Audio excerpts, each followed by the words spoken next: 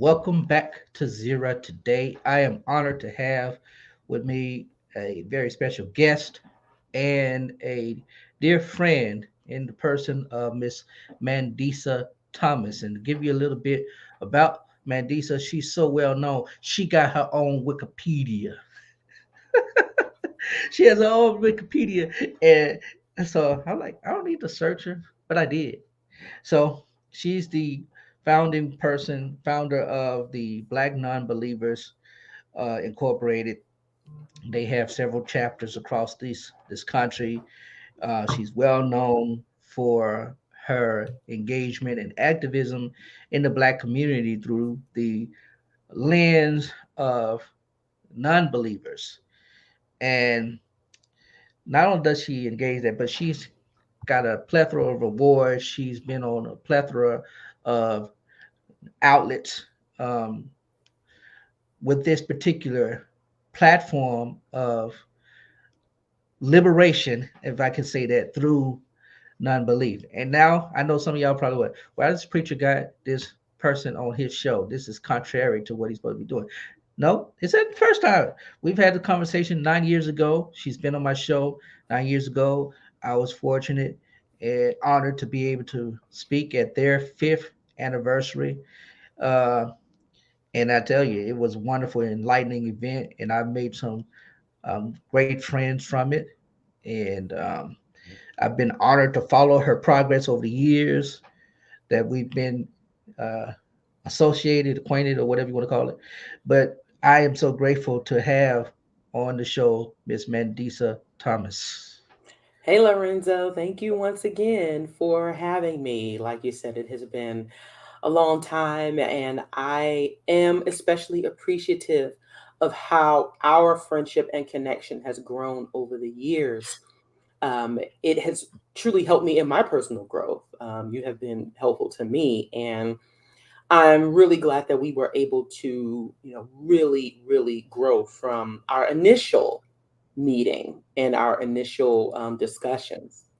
So this has I been am good. I'm glad too. And the reason I wanted to have you on, I've been um, not aware. There's been a lot of famous Black Christians who have taken this pathway of what is being known as deconstructing their faith or leaving the Christian faith altogether. It's Hmm. nothing new.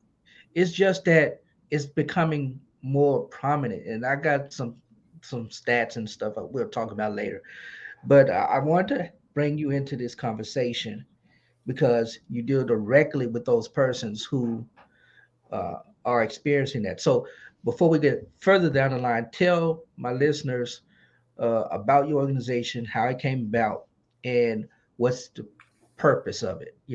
I know a lot of people think it's anti-Christian, so clear the air. Absolutely. And yes, so I'm going to try to sum this up in a, a few minutes because I know we only have a limited amount of time. So, my organization is called Black Nonbelievers. We are headquartered in the Atlanta, Georgia area, and we are a nonprofit organization that is dedicated to the support of Blacks, not exclusively, but specifically, who identify as atheist, humanist, agnostic, non religious. And also, we support those who are leaving religion in favor of leaving, and who also have questions and would like some answers and support without a sense of judgment. So we are we are a humanistic organization that advocates for state church separation. We are very, very passionate about human rights for everyone, but we are also about advocating for and amplifying the voices of the Black non religious in the community. Because that has been an area of issue within our communities, especially with so many people being religious. So we really are advocating for the non religious voice and non religious people to have more of a voice in our communities, as well And as the community aspect and providing that support. And you mentioned the fact that you're providing a voice, and and like me as a pastor, it's supposed to be my job to provide the voice also for those persons who believe it. But what I'm coming to discover is there's a great sense of distrust in the organized black church. And as pastor, I know I probably contributed that to some degree, not as large as some others, but we're seeing, especially since the outbreak of the virus that shall not be named, and the conditions that have restrained us over these last 2 years, um, a lot of people are just choosing to. Well, I'm done with it. I no longer need an excuse not to go to church. Right. And I think what's happening here is not necessarily that there is just simply mistrust in the church, um, which to some degree is true. But I think some of the responses that parishioners are getting from their pastors when they have questions, some are outright rebuffed, some are patronized and gaslit. They're actually mistreated as human beings are that are incapable of forming their own thoughts. And ultimately, there is this sense that it's just supposed to lead back to the church or you're supposed to have faith. But when you see things crumbling around you, right? When you see people, succumbing to the virus that shall be not be named, and um, they're looking for an answer, and all they're being told is to just have faith. And they also may see their leaders doing one thing in public, but then in private they're doing something else. And this is something that has happened time and time again within religious communities. So there are people who are, they're saying enough is enough. And with this age of technology and information and people wanting to do things in a new way, and especially as evidence begins to show itself that things are changing, people are changing with it. And they're becoming more comfortable with the notion of, I don't need to attend or be a part of this institution where I am feeling stifled, where I am feeling like I have to conform simply for the sake of. And that is a really big thing right now. And it always has been, like you said, but I think now there are more people who are comfortable with questioning, especially the fundamental aspect of the church in their or their religious institutions, and saying, you know what, I don't have to deal with this anymore. Enough is enough. Yeah. Um, your, I guess the motto for your organization is walk by sight and not by faith, Hmm. and which is exact opposite of what I preach on Sundays. Let me be clear. But you, I know it's a broad, it's a broad group. Is most people, when they think about non-believers, they think atheists, and I Hmm. I, I know you identify as an atheist, Hmm. but does that include, what is the how broad is this context of non-believers? Can you do that, Yes. expound on that? Absolutely. So, as I said previously, we are an organization that are made up of atheists, agnostics, who are they're slightly different, humanists, people who are not just simply atheists, but we have there is a creed, if you will, about how to live our lives and also to do things for the sake of doing good. So the secular identities do have a range, and I just mentioned some of them. But we also welcome those who we do engage those who are again questioning, and they're thinking of leaving. Um, we certainly realize that there are some people who are questioning, but they still want to belong to their religious communities.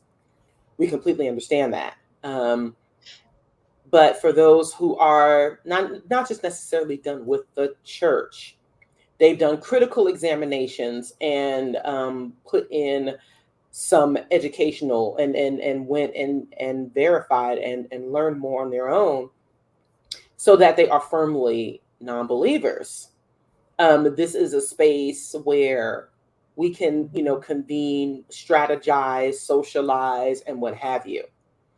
So it does definitely go beyond the atheist label, because the definition of atheism is simply that you don't believe in a God. I expound that to God, spirits, and supernatural beings. But that's one of my only identifiers. That's one of the only things that describes me. And I think it's important that, the reason why we chose non-believers, or non-believers was chosen, was that we don't subscribe to anything that doesn't have an evidence or verifiable premise that goes beyond religion. We encourage that for other and more, and other things and other walks of life. So it goes simply beyond religion. I think for some people, religion is where they think we stop, and it doesn't. It goes much further than that. And speaking of religion, you talked about those persons who are succumbing or have succumbed to the virus that shall not be named, shouldn't even have been mentioned. How does your group support those persons wrestling with like grief? And being a pastor, we see the church a as a as a means of coping, and for a long time it was the only coping mechanism some people had to deal with grief and stress, depression, and all that stuff. And I'm seeing, and many others are seeing, and there was just recently an article where black folks like, I go to the pastor and learn that the pastor can't help me when it comes to mental health issues, when it comes to grieving and stuff like that. How does your group approach that? For because if you're saying that, the last statement you're saying of the breadth of those individuals, how they Hmm. identify, how do you approach that? What kind of coping skills, what kind of things that you give to those persons uh, to help Right. them in that moment, in those Well, moments? first and foremost, we ask if there's anything they need, whether it be financial, whether it is something that as by way of a resource. We want to know if there is something that we can do to assist. And if we can, then we'll do it. Secondly, we are an organization that puts evidence and, logic, critical thinking first. And there are some vaccine deniers, but most of us have followed what the health organizations, or and the health agencies have, advised. We've followed that. Not just simply for the sake of following it, but because we have an understanding of how, keeping ourselves safe works. And we're seeing now that there are other religious organizations that are doing the same, but that has always been first and foremost, meaning that we are going to, there, especially with the people on the front lines, whatever we are going to do to keep each other safe, we are going to, do some research, listen to the subject matter experts, and then comply accordingly. And I know some people, when they hear follow and comply, they're thinking, oh, well, we're just doing it blindly, and we're not. The thing is that we want to have as much information as possible to arm ourselves and the people in our communities to keep each other safe. And but when something like that happens and people need assistance, one of the first things that we do is we find out how we can help. And if it is beyond the scope of our capabilities, then we look through our network to see how we can help this person. And we usually don't stop until we do. Okay. Follow up question with that. And I got to tell you, the biggest thing that I have, the biggest respect I have for your organization is that you're not church bashers. Right. You don't bash the church, you don't bash us preachers because people leave and join your organization and you say, "Hi, see, we better Right. than y'all," kind of Right. thing. Well, for some we do, some deservedly, right? Yeah, I was about to say, So, there are right. some who Right. just, But, the one of the things that I was very careful about when developing the organization and the mission was that the primary purpose was to help support those who were overcoming religion and who needed a community. It's impossible to build a good community on trauma bonding or simply Mhm. negativity. Because in order for people to heal, they need to be able to examine what their issues with the church were and the God concept were. And also, to become better human beings or more, whole human beings, as it will. And it's impossible to do that if we're just focusing on what we don't like about the church. There's so much as atheists, humanists, and non believers that we have done and can do that can show those who are leaving religion how to have more meaningful lives once they've left. But also can also show the religious community that we are not as bad as they were indoctrinated to think or believe. And so it helps all of us. It should be a win-win, right? Because no, we're not bashing. But for some people, our very existence is an affront. But that is up to those individuals to get a better, to get better information and a better education about us. Sure, we have many critiques on religion, but it is not simply just to bash. Well, No. I have plenty of critiques on religion too, Right, right, and I'm right. in it. Mm-hmm. Um, so there, you're familiar with the Great Resignation, people leaving jobs and feeling like that. But I don't know if you're aware that that has rolled over into the religious faith communities, and a lot of pastors, black and white, have been leaving the ministry. Mm-hmm. Um, some just walking away, others walking away from the faith entirely. Mm-hmm. What would you, if you encounter uh, a preacher, a former preacher who engages you, um, uh, how would you engage them? They come to you to say, "Look, I don't want to be a part of your organization. I just want to understand what I'm experiencing because I don't even know why I quit, other Right, than church folk got on my nerves." right. How would So you encounter them? How would you engage them? And what would you do? I so know here's the those are thing. three separate questions, but Right, yeah. So first I would say that is entirely okay. What they're feeling is no, and any people who are in any leadership capacity, and I'm sure you can attest to this, it's stressful. Dealing with people and having to have an inside look into their lives much of the time can be very, very stressful. There are a lot of unrealistic expectations that are put on us, and I'm sure with pastors that is no different. So if there is one that's coming to me, who that is unsure and that is at a place of vulnerability, I would assure them that what they're feeling is okay. First, they need to know that. They also need to know that they're not the only ones who have been through this, and that there is life after ministry. There is life, there is a life that they can create for themselves if they haven't already. Because I know not everyone is a mega pastor. There are church leaders who are working in addition to their ministry. So they're everyday people just like us. And so it's important for them to understand that there is support. What I have seen over the years, though, are former pastors who leave religion and try to create a new type of ministry because they Hmm. are used to the prestige that being a pastor has given them.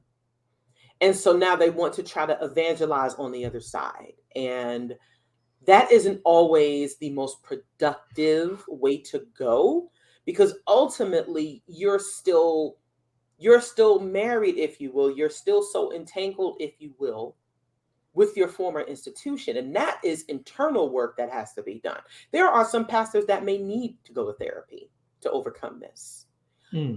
that may need the community support in some way, and that they shouldn't just simply, and I also would say that they shouldn't just simply abandon their parishioners, because they still may be looking to them for support. There, that is a time for them to reflect and take better care of themselves. But do know that if they really care about the people that who were in their churches or their communities, you don't just want to simply abandon them. Just as they wouldn't, you wouldn't want them to abandon you. So that is the human piece there. They want to be very, very careful with that. I would never encourage, like, for example, I would never just encourage you to just leave your church and just leave them hanging.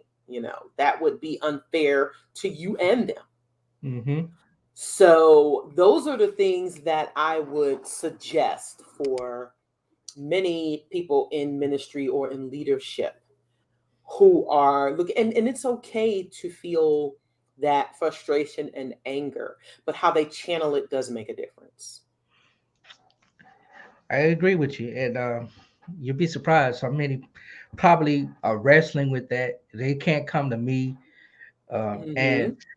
they don't want to go if they have bishops or anything. They don't want to go with it, and they just some just walk away. Now, Mm-hmm. I've been in ministry 30 years. Actually, this year is my official 30th Yeah. anniversary. Congratulations. Yeah, I don't know how I've done it this year, but I started as a kid, so. Uh, Mm-hmm. and I've seen a lot of kids who start off preaching, about 12. I'm 12 when I start, 16 by the time I'm leading a church. And here I am 30 years later still doing the same thing, but I've known a lot of who have just kind of just left it all together, just walked away. And I'm like, yeah, don't get on I your can nerves that imagine bad. that yeah, I can imagine that there is a lot of pressure, Oh that yeah, there there are is. a lot of expectations, and there, and for any human being, especially for those who are young, if you get into ministry young, it doesn't allow you to live your life. It doesn't allow you to go through this. Well, there really is no such thing as normal, right? Especially in many of our Nope. communities. However, to place the burden of responsibility on people who are still developing is truly unfair. And so I can understand that sense of wanting to rebel and just leave it all together. That's too much expectation for people. There are some people who might be able to handle it, but even then, they should be allowed in many ways to live their lives. Mm, yeah, yeah, I agree. I try to tell some of my students it's okay to be yourself. Uh, I was raised by old preachers. And so 16, 17, I'm acting and dressing like an old preacher. Right, right. Yeah. Let me shift this conversation from talking about us preachers to individuals. Recently, report um, just from last month said that listed that blacks are leaving religious faith communities faster than any other population. Hmm. Matter of fact, in 2008, there was only about 19, a little over 19% of blacks collectively who identified as nuns, and that has jumped to about 35% in 2021, 2022. Hmm. Is there a moral crisis that the church, we pastors, are not addressing that is contributing to that? That's the first part of the question. The second part of it, is there a moral central, a moral center once they, what would be their moral center once they leave. uh am I making any Right. sense? I'm trying to, You I'm are. trying to I two understand the second question that two you're questions. asking, Yeah. right? So, So of if you can answer course, both of those. right. So, I am not an authority on morality, and I wouldn't want to be, right? But I think where a lot of people are seeing discontent is um, what they see, what their preachers or leaders are trying to say is moral, that is in direct conflict what's going on in the real world. Like, for example, you have someone who is suffering from, let's say, another illness, and we can certainly bring this into the medical aid in dying conversation, where people want to end their lives so that they are not prolonging their suffering and the suffering of their family members. Is it moral? Is it ethical to let someone live out their last days in pain, knowing that there is nothing that can be done about it, simply because you think it's a sin for people to end their lives or want to end their lives? Hmm. Is it moral to let someone just so where does that come in? And these are questions that in our communities we don't address enough. End of life preparation, the wishes of our family members, also what it means to handle these issues as a family. And so I think morality is subjective. It's so broad, and so many people think of it as just like a black and white thing, and it isn't. So if there is some, there are some things that people have to do that, in the eyes of some, would be considered just absolute evil, or but for some, it might be a necessity. So, I mean, of course, we could talk about what that is all day, and I don't like to just theorize, all the time. What I like to do is kind of see where people are, why they had to do the things that they do, and then come to a reasonable conclusion as to what I think. And usually, what I consider moral is what is in the best interest of a community or others. So it's not just simply benefiting one person. And as long as if it is benefiting one person, no one else is being harmed. That is another thing. Like, are you causing harm by what you're doing? If Hmm. someone who wants to end their own life to end their suffering and not prolong the suffering of others, what is the harm in that? But I think there is harm when there are people involved or parties involved who would sit there and allow someone to suffer in such a manner and then say, well, it's God's will. That I have a problem with. So now where, and people are, I think they're landing in this space of, well, this is what's happening in real life, but yet these teachings are, they aren't coinciding with that. And so there is, I would think there is a crisis of faith there. And it's understandable. You thank you so much. I really appreciate it. You touched along the lines of one of my favorite Christian existentialist philosophers, the person of Dr. Paul Tillich, in Okay. in his thought process when it comes to that morality and faith. Is he defines faith as that which is of ultimate concern. Hmm. And when you look at it from that perspective, and from what you're saying, particularly when it comes to end of life issues, and you know, wrestling with this new reality of existing with this thing that won't be named again. Right, right, uh, right.